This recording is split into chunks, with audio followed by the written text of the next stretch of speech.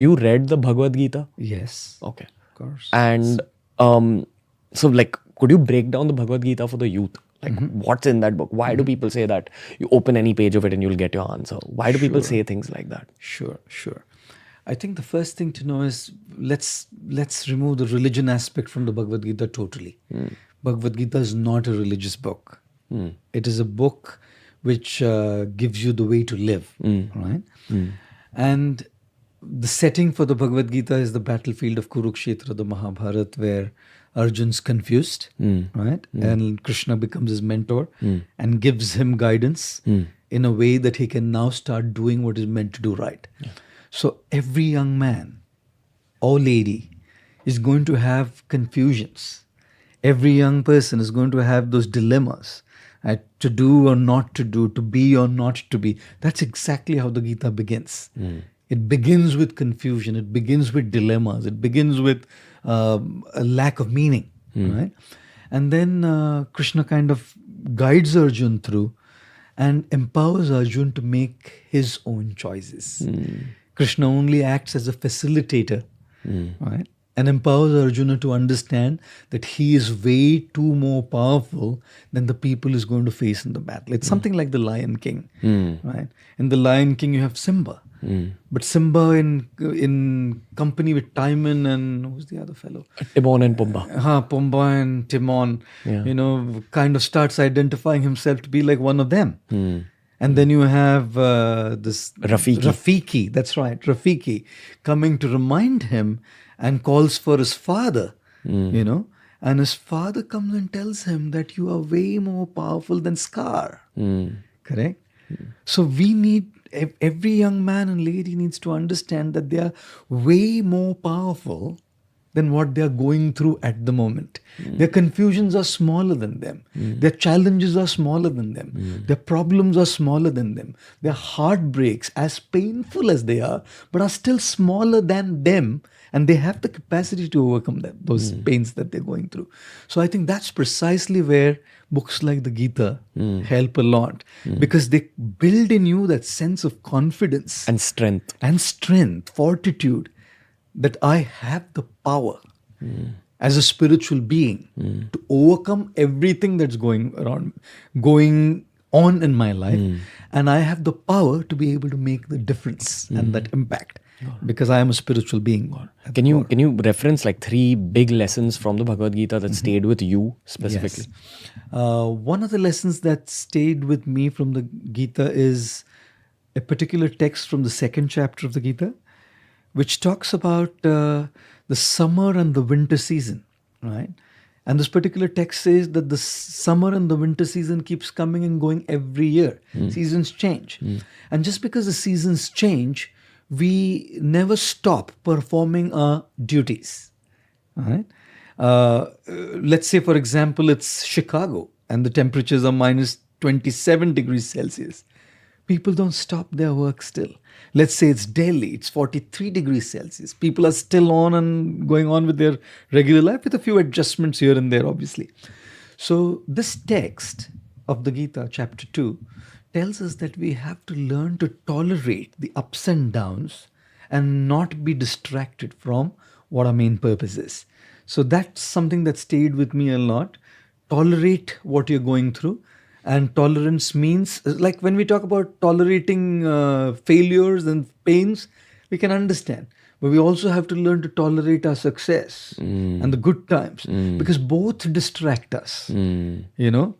Usually we only look at the negatives as distractions.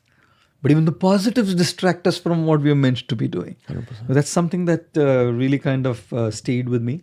The second thing that I really kind of resonate with in the Gita is a verse from the 6th chapter which talks about the mind being a friend or an enemy to you. It depends on how you deal with the mind. Okay. Right?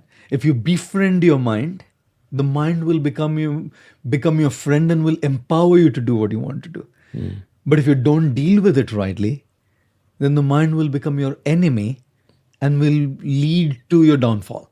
I'll give you an example, very relevant to the youth, right? For example, you want to get up early in the morning to go for a jog or for a workout because you know you want to be fit. You know your days are busy. And you decide this is going to be my plan for the year 2020, correct? You set up the alarm clock to wake up early in the morning, like 5, 6, whatever. And when the alarm goes, what's the mind saying? The first thing, you slept late last night, take it easy. Or maybe we can do it beginning tomorrow. Or maybe this is not the right thing for you to do. The mind's constantly playing games, right? Now, if you have a mind which is constantly giving these kind of reasons, you're not going to wake up, right? On the other hand, if you learn to train your mind using the proper intellectual process, right, proper spiritual process, your mind can be your greatest asset and your friend. Which is meditation, good books. Meditation, books, right? Correct friends. Correct friends, the right kind of company. All of these are inputs so that your mind kind of becomes a friend. So that's the second thing that really kind of resonates with me. And the third thing from the Gita that connects to me a lot is how do we start looking at the presence of divinity everywhere in every aspect? We don't have to necessarily go to a place of worship to look at the presence of divinity. You can look at the presence of divinity in nature. You can look at the presence of divinity in other people. You can start looking at the splendor of the creator or the creation. Or you can start looking at the splendor of the creator in the creation, you know, which is precisely why this is something not as easy, but something that I usually tell people is when you look at somebody who's better than you, you know, and especially if they are in the same field, usually there is insecurity. There's insecurity that this guy is doing better than me in what I am doing. Or there is envy, jealousy. Sometimes it goes to the extent of sabotaging that other person's work as well, you know. And it has happened in the world, happens all the time. So when you start looking at divinity in creation, you start looking at how divinity has empowered somebody to do something in a special way. That person has been gifted by higher powers, right? And to sabotage that person's work or to be envious about that person or to feel insecure means actually insulting somebody who's given that gift to him, you know. 100%. But if I look at that person and derive inspiration from that person, I can seek that inspiration to follow my aspiration, you know. So that aspect of the Gita also kind of really resonates with me, that you start looking at divinity everywhere and in every place around you, including people who are doing better, because it's not them. You can see straight away. Very often I see people who do remarkable stuff, and they usually, when they speak, they say it's they doing it, and of course they're doing it. No doubt that there's a part that they're doing. But you can tell that there's something beyond them that's kind of making them do it. Whether it's acting, speaking, singing, something. There's an element which is not necessarily effort, not their effort. You know? X factor. X factor. And when you start appreciating that X factor as divinity, oh, that's something that really kind of connects to me as well.